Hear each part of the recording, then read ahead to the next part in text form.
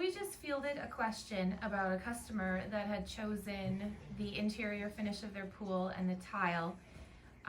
And when the job was completed, the water didn't look the way they wanted it to, and the tiles looked really bad with the water they ended up with. Do you have any advice for like a future customer and how to avoid this surprise, I suppose, if the water doesn't look the way you hoped, and then if the tile is really ugly? Like, how should those decisions be made? Well, I think the burden falls on the contractor. And unfortunately, in that scenario, I'm going to imagine, because this is likely what happened. Either it was a contractor who didn't want to make any decisions and didn't care, so they say, you pick the colors you want and I'll do it. That could be the case, but that's not necessarily the case. More often than not, what I see is a customer signing a deal saying, yep, we're going to have our tile and coping replaced, if that's what this case was, new pool, whatever it is. And the contractor says, okay, well, I'm going to send you into the local showroom. So SCP, one of the suppliers, they now all have tile showrooms where you can look at the tile and you look at the different plaster finishes and surfaces and stuff. And the contractor sends the customer in.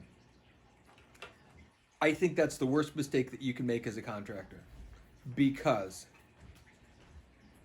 when they get there, they really don't know what they're looking for. They think in their head they know what they're looking for, but they don't know what they're looking for, number one. And then the people at, say, the local SCP supply house, they've never done the work. They work in an office. They're a sales clerk or a counter person. They have never worked with these things put together, and they really don't know. They can only encourage you to, oh, do you want this one or do you want this one? And oftentimes a customer is letting them help you.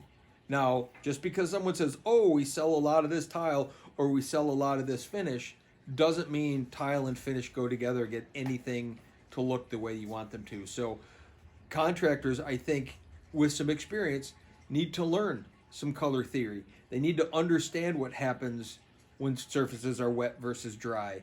They need to understand the depth of the water, how different the color is, sun versus shade, cloudy sky versus blue sky.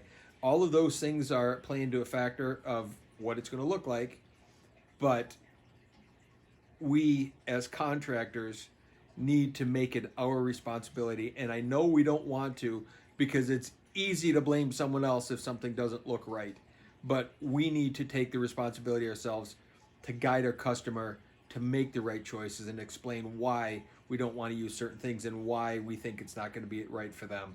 So I would imagine in that particular case, that customer went right on in, picked some stuff because they thought the tile was pretty. They thought the color of the blue of the, or green or gray or whatever color the finish was pretty, but they really had no idea, because this is not about picking pretty stuff out. This is about picking stuff out that's appropriate. The biggest mistake with tile is people think it's supposed to look good. No, it's a functional part of the pool.